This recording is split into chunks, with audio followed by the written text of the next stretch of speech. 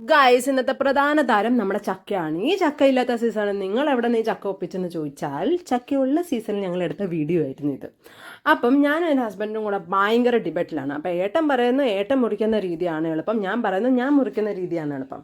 നമ്മളെങ്ങനെയാണ് normally ചക്ക മുറിക്കുന്ന, ആദ്യം 4 തുണ്ടാക്കുക, പിന്നെ അത് 8 തുണ്ടാക്കുക, എന്നിട്ട് നടുക്കിലത്തെ തടി കളയുക, എന്നിട്ട് പിച്ചി പിച്ചി പിച്ചി പറിച്ച് നമ്മളൊരു പാത്രത്തിലിടും. അതിന് മുമ്പ് ചാക്കോ പേപ്പറോ ഇട്ട് ചക്ക എടുത്ത് വെച്ചിട്ട് കയ്യിലും കത്തിയിലുമായിട്ട് എണ്ണകൾ തേക്കും.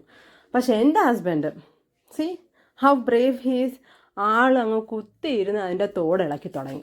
അതായത് നമ്മളെ മറ്റേ എന്താ കൈതച്ചക്കയോ കൈതച്ചക്ക പൈനാപ്പിളിൻ്റെ ഒക്കെ തൊലി ഉരിക്കുന്ന പോലെ അങ്ങനെ പുള്ളി കുത്തിയിരുന്ന് അതങ്ങ് ചെയ്ത്. മറ്റേ ചക്കയാണെങ്കിൽ നമുക്ക് വെട്ടുകത്തിയുടെ ഭാരം വെച്ചെങ്കിലും വെട്ടുമ്പോഴത്തേനും 2ആയിട്ട് തുണ്ടാകാമെന്ന് വിചാരിക്കാം. പക്ഷെ ഇതങ്ങനെ വല്ലതും ആണോ? ഇത്രയൊക്കെ സ്ട്രഗിൾ ചെയ്തിട്ട് തൊലിയൊക്കെ വെട്ടിക്കളഞ്ഞ് എന്ത് മെനക്കേടാണ്. അപ്പോഴും ഞങ്ങൾ വീണ്ടും ഡിബേറ്റ് തന്നെ ഇങ്ങനെ പൊയ്ക്കൊണ്ടിരുന്നു. ഏട്ടാ ഞാൻ മുറിക്കുന്നത് തന്നെയാണ് എളുപ്പം, ഇത് എളുപ്പമേ അല്ല. കാരണം എനിക്ക് പുള്ളിക്കാരൻ അണയ്ക്കുന്ന കാണാമായിരുന്നു. ക്യാമറയിൽ നിങ്ങൾ ആ പുള്ളിയുടെ മുഖം കാണുന്നില്ലെങ്കിലും എനിക്ക് എൻ്റെ ഹസ്ബൻഡ് അണയ്ക്കുന്നത് നന്നായിട്ട് കാണുന്നുണ്ട്. പക്ഷെ എന്നാലും ആൾ പിന്നോട്ട് മാറിയില്ല. എന്നോട് പറഞ്ഞു നീ ലാസ്റ്റ് വരെ കണ്ടുകൊണ്ടിരിക്കുക. ഇത് തന്നെയാണ് ഞാൻ നിങ്ങളോട് പറയുന്നത്, നിങ്ങൾ ലാസ്റ്റ് വരെ കണ്ടുകൊണ്ടിരിക്കുക ഗൈസ്. എങ്ങനെ ചക്കച്ചോള നല്ല പഞ്ഞ് പരുവത്തിൽ നമുക്ക് ഇളക്കി പാത്രത്തിലോട്ട് ഇടാം. അപ്പം ഡിബറ്റ് ആരാ ജയിച്ചതാണെന്ന് നിങ്ങൾക്ക് മനസ്സിലായി കാണുമല്ലോ. വേറെ ആരുമല്ല ഗൈസ്, എൻ്റെ ഹസ്ബൻഡ് തന്നെ. പക്ഷേ ഈ സമയം വരെയും ഞാൻ ഡിബറ്റ് നടത്തിക്കൊണ്ടിരുന്നു. കാരണം ഇതിനെയും 2 കഷ്ണമാക്കണം, പിന്നെ 4 കഷ്ണമാക്കണം, പിന്നെ 8 കഷ്ണമാക്കണം, പിന്നെ തടി മാറ്റണം.